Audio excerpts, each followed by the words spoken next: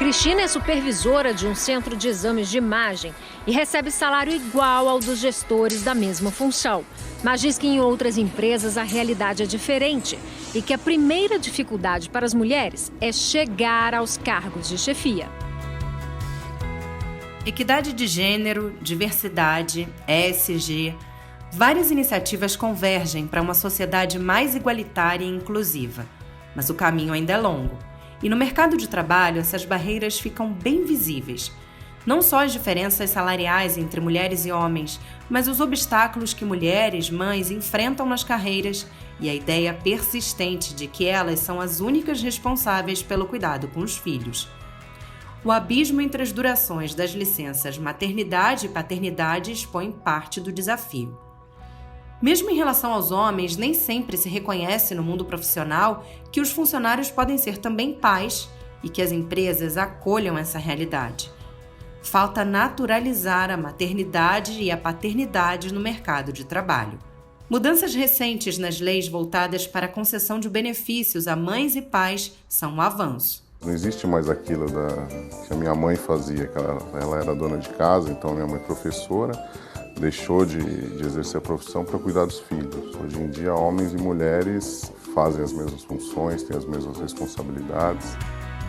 Mas é um avanço que deve chegar para todos, inclusive no mercado informal, longe do ambiente corporativo.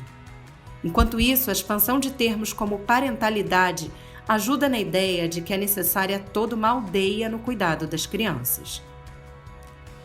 Como os esforços por uma sociedade mais inclusiva e empática se refletem na prática com medidas direcionadas a mães e pais dentro do mercado de trabalho? Quais são os desafios adicionais para as mulheres nessa dupla, tripla jornada? Como o tema da parentalidade entra e se expande nas empresas? E quais são os desafios nesse universo, em um momento em que muitas empresas justamente cortam benefícios?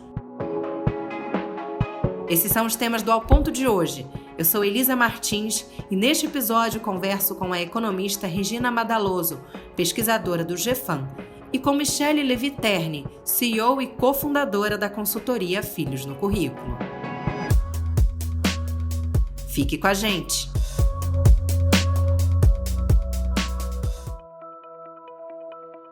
Regina Madaloso, nos últimos anos a gente vem falando bastante de movimentos pró-equidade, diversidade, inclusão, novas configurações de família, mas quando a gente olha para o mercado de trabalho, até que ponto ele realmente acompanha essas mudanças sociais? Essa é uma grande questão, porque a gente tem sim uma preocupação, parece que uma preocupação com equidade de gênero quando a gente fala em algumas empresas, e ao mesmo tempo as nossas leis ainda não estão acompanhando a necessidade das famílias. Por exemplo, a gente tem para quem é registrado, para quem é carteira assinada, você tem para as mulheres 120 dias de licença maternidade, 5 dias para os pais. Só aí já é bastante distante o número de dias para cada um. Quando a empresa é afiliada ao Empresa Cidadã, programa do governo, para as mulheres aumenta para 180 dias e para os homens aumenta para 20 dias. Existem algumas outras possibilidades, até mesmo com a medida provisória que saiu ano passado, emprega mais mulheres jovens, mas que tem tanta controvérsia que eu acho melhor a gente se ater ao que o grosso da população tem acesso pela lei. E quando a gente fala o grosso da população que está com carteira assinada. Então, o que a gente vê no mercado de trabalho, em primeiro lugar, é uma disparidade muito grande entre homens e mulheres que podem gozar da licença quando têm filhos, e uma disparidade ainda maior quando você pensa em pessoas que estão trabalhando com carteira assinada e aquelas que trabalham sem carteira assinada que não têm direito a nada, e que aí a dificuldade é muito maior. Nosso mercado de trabalho ainda não consegue absorver exatamente como lidar com essas situações tão diversas. E professora, o que essa diferença tão grande entre a licença maternidade e a paternidade expõe e o que as empresas têm feito nesse sentido? Bom, a primeira coisa é que quando você tem licenças tão diferentes para pais e mães, você expõe uma crença social de quem é o grande responsável por tomar conta das crianças, pelo trabalho de cuidado, pelo trabalho reprodutivo. Então, parece que, como sociedade, do ponto de vista de legislação trabalhista, ainda fica muito a cargo da mulher. O problema é que, quando você vai gerando essa responsabilidade muito grande doméstica para um dos parceiros, para um dos membros do casal, mais do que para o outro, você acaba gerando, como consequência, também diferenças no mercado de trabalho, porque as empresas veem esse homem, essa mulher, de uma forma diferente. Como existem várias empresas preocupadas com a falta de mulheres na liderança e em possibilitar um ambiente que as mulheres também possam crescer dentro das próprias empresas, algumas delas já começam voluntariamente a aumentar a licença paternidade. Então, a gente pode pensar, poxa, mas quem está precisando de mais auxílio é o mercado de trabalho das mulheres e você vai aumentar a licença dos pais? Claro, porque na hora que você aumenta a licença paternidade, você dá condições mais igualitárias, tanto de responsabilidade com a família, como com o trabalho. Então, voluntariamente, muitas empresas no Brasil estão aumentando o número de dias de licença paternidade para os seus funcionários. E esse incentivo da empresa acaba também sendo um exemplo importante para muitos homens que às vezes se sentem culpados, né, professora, não à vontade, digamos, de usufruir todo esse tempo, como se eles não pudessem, não devessem expor que aquele funcionário é também pai. Exatamente, Elisa. E algo interessante, mesmo quando a gente fala de empresa cidadã, quando a empresa que é afiliada à empresa cidadã tem que aumentar o número de dias de licença paternidade, existe uma resistência por parte dos próprios funcionários em tirar esses dias extras que eles têm direito. Por receio, que é o receio que as mulheres também têm de se afastar do mercado de trabalho, mas por não entender exatamente qual é esse papel.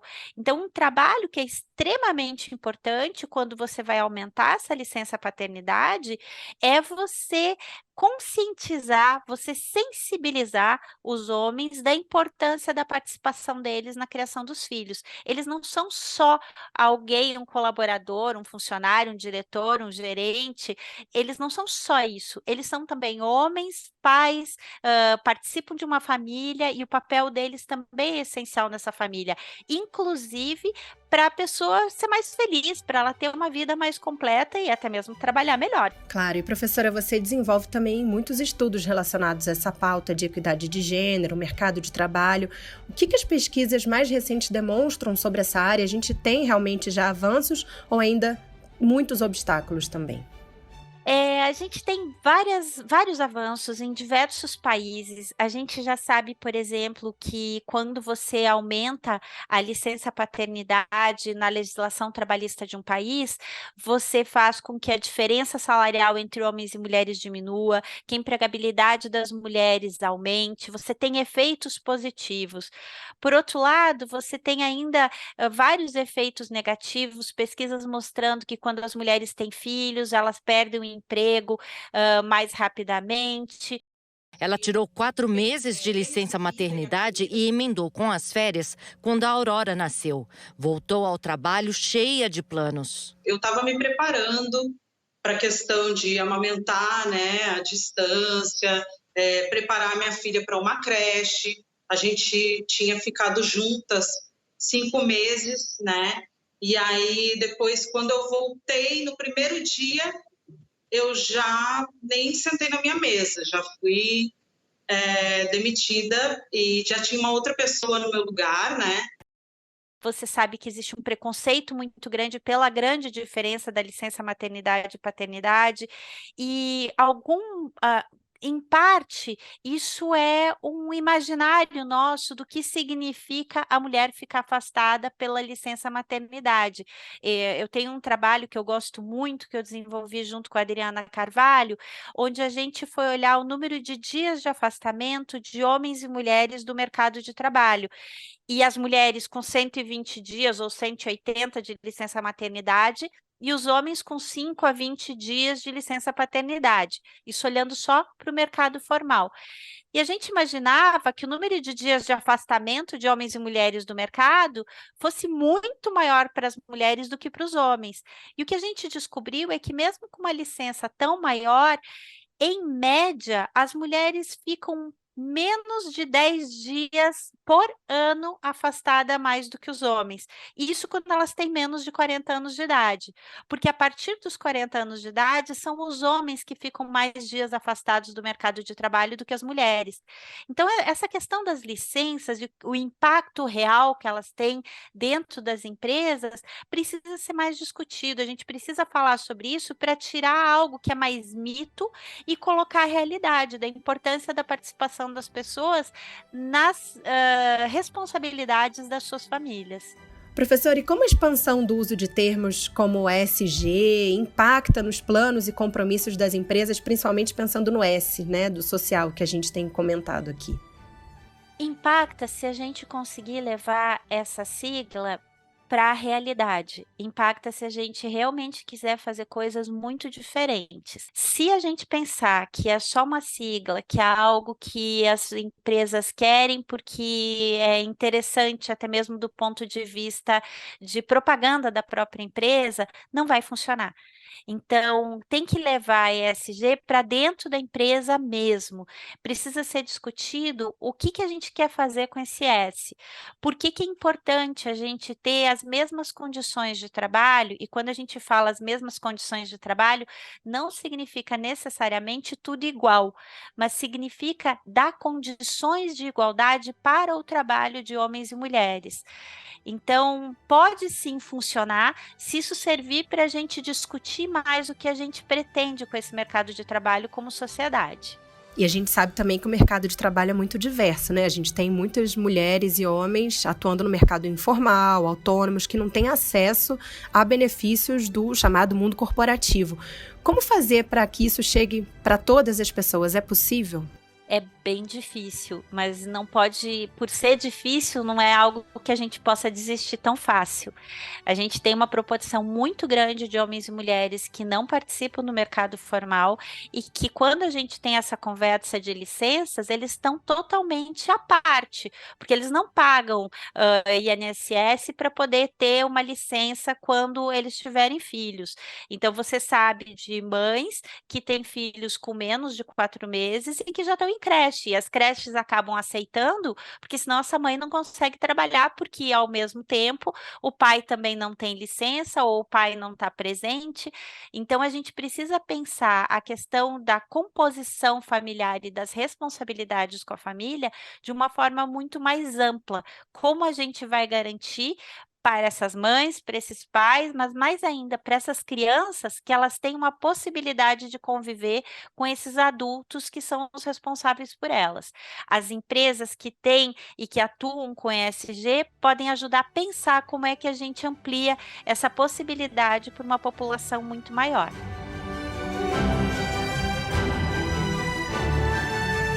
Regina Madaloso, obrigada pela participação no Ao Ponto. Um abraço e até a próxima. Obrigada, Elisa. Michele Levi Terni, para a gente começar essa conversa, o que é a parentalidade e por que a gente usa cada vez mais esse termo e menos só maternidade ou paternidade? Bom, parentalidade é o ato de cuidar de uma criança, né? Qualquer adulto de referência, Elisa, pode exercer esse papel, né? Oferecendo condições para que uma criança se sinta nutrida, desenvolvida, e isso pode realmente ser desenvolvido por qualquer pessoa, não exclusivamente mães, pais e o que a gente chama de figuras parentais, qualquer adulto de referência. Isso é a parentalidade e não só a paternidade ou a maternidade. Michele, por que é importante a gente falar parentalidade? Qual é o simbolismo que isso carrega? Falar parentalidade, Elisa, é realmente inserir todas as figuras parentais, todas as pessoas, como eu disse, responsáveis pela criação de uma criança, no seu dever e responsabilidade perante essa criação, né? E dessa forma a gente consegue realmente trazer para o protagonismo outras figuras parentais de cuidado. Isso permite, inclusive, que mulheres sejam mais protagonistas nas suas carreiras, porque quando elas dividem esse cuidado, essa corresponsabilidade, elas conseguem prosperar em outras áreas das suas vidas. Essa é uma conversa que acaba gerando impacto em equidade de gênero por esse motivo. E como é que esse termo sai do ambiente familiar e entra no ambiente das empresas? As empresas são formadas, né, por pessoas, né? A gente tem a nossa mão de obra que é muito mais do que uma mão, né? Na verdade, a gente entende que as pessoas são o coração das empresas. E quando a gente pensa em pessoas que vão dar o seu melhor, que vão se engajar no ambiente de trabalho, são pessoas que levam a sua identidade por completo.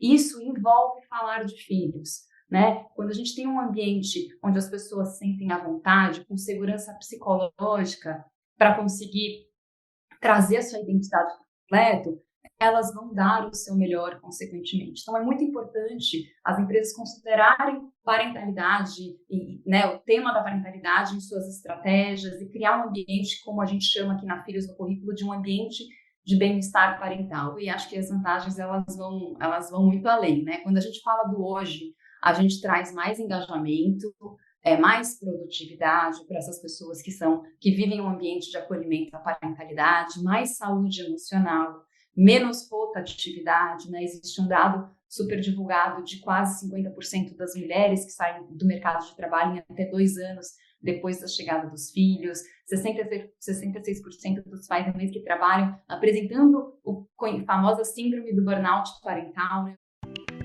Quantas vezes por noite você levanta para amamentar? 2 vezes por noite. Então você consegue dormir no máximo, seguidamente? 4 horas. 5h30, 6 horas da manhã, eu já levanto.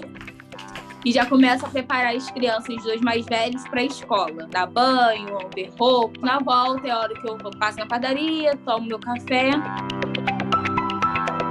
E começo a cuidar da pequena. E começo a fazer a rotina da casa.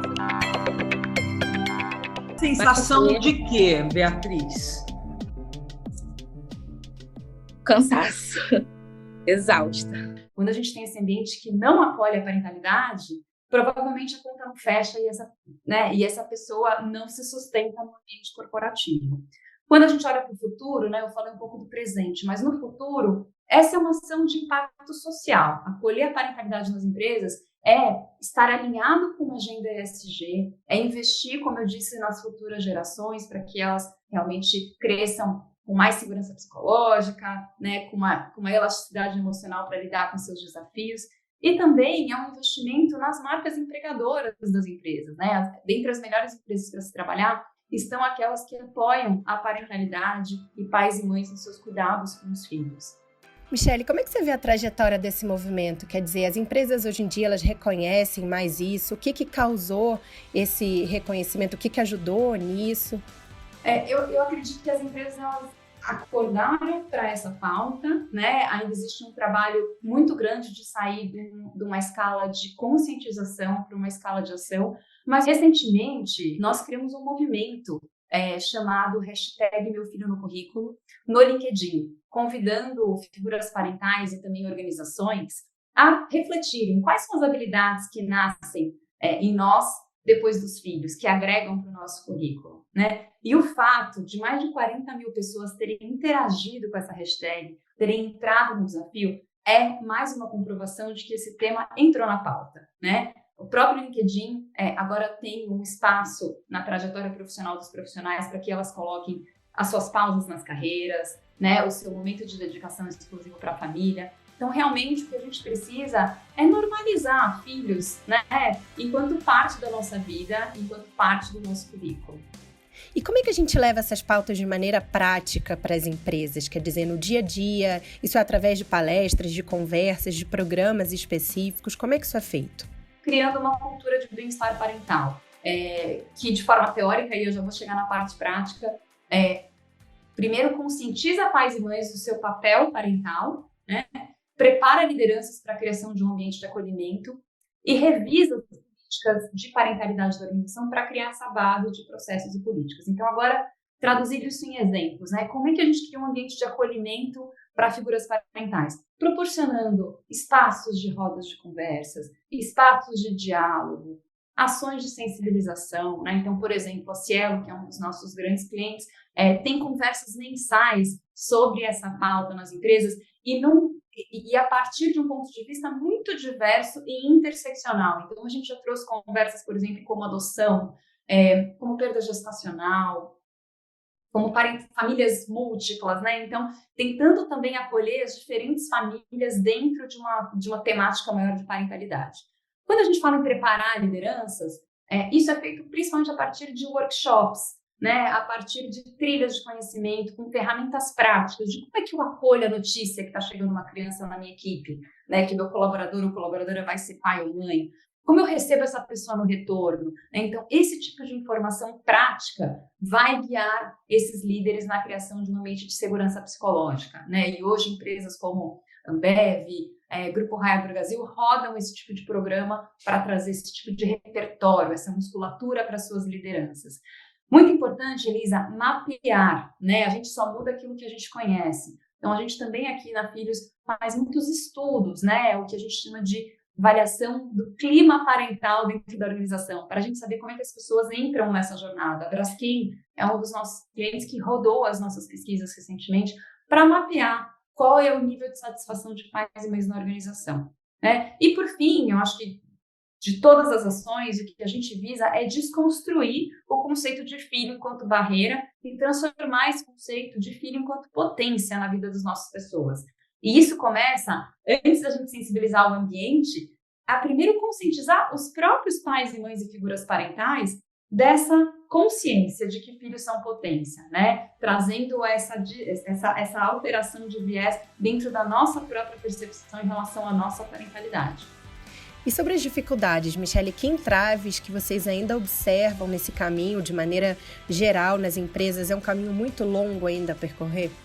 Os principais entraves é a gente primeiro perceber que investir na parentalidade, investir numa política parental estendida, com mais dias de licença, é um investimento e não um custo, né? Então, esse shift de mindset de que eu vou investir hoje no meu colaborador, na minha colaboradora, para quando ela voltar, ela devolver toda essa potência a partir de engajamento, de produtividade, né? E existem dados, inclusive, eles aqui provam essa potência. Alguns números super interessantes de retorno depois da implementação dessa política, como, por exemplo, uma aderência de 95% a essa licença, e também uma redução de 50% na taxa de turnover de mulheres no ano seguinte à licença maternidade. Então, mostrar dados concretos de que investir na parentalidade faz bem aos negócios é o caminho para a gente transformar essa percepção de custo para investimento.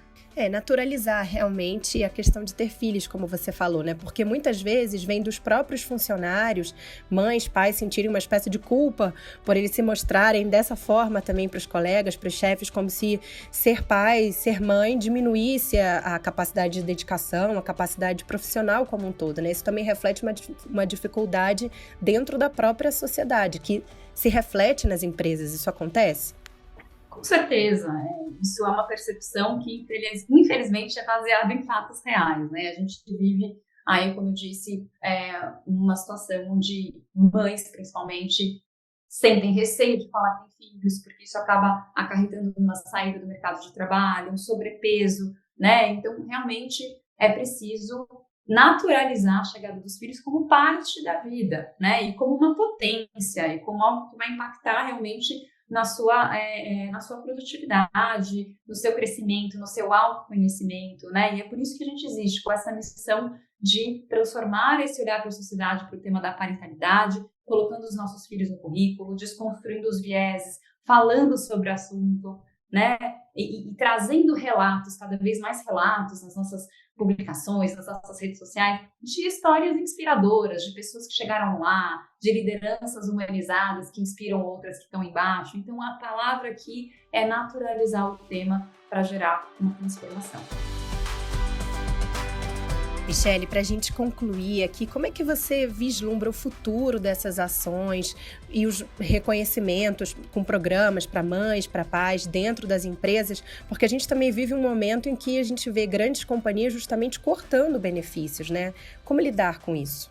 Olha, eu acredito que esse é um caminho sem volta, né? A partir do momento que a gente entendeu que colaboradores são muito mais do que mãos de obra, são pessoas inteiras, são pessoas integrais, é preciso reconhecer isso dentro do mercado corporativo, né? Então, eu vislumbro um caminho progressivo de investimento em saúde emocional, em uma cultura de work-life balance dentro das empresas, né? Essas são palavras do vocabulário que chegaram para ficar, né? Em termos práticos de políticas, de benefícios, eu vislumbro cada vez mais opções de jornadas flexíveis, naturalização de pausas na carreira, né? Então, de repente, pausas sabáticas para você realmente investir 100% do seu tempo numa fase da sua vida nos filhos.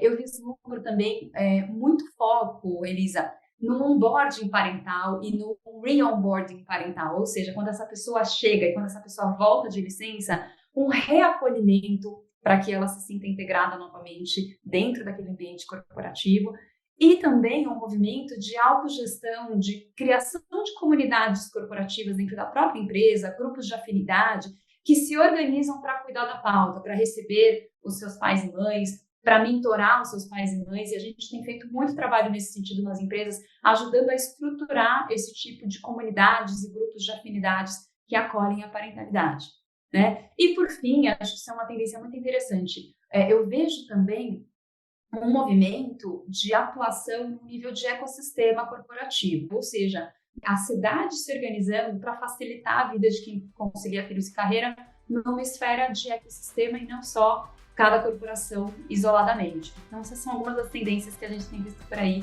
no tema da parentalidade. Michele Terni, obrigada pela participação aqui no Ao Ponto. Bom trabalho para você e até a próxima. Muito obrigada pelo espaço e deixo uma mensagem final de colocarmos os nossos filhos nos nossos currículos.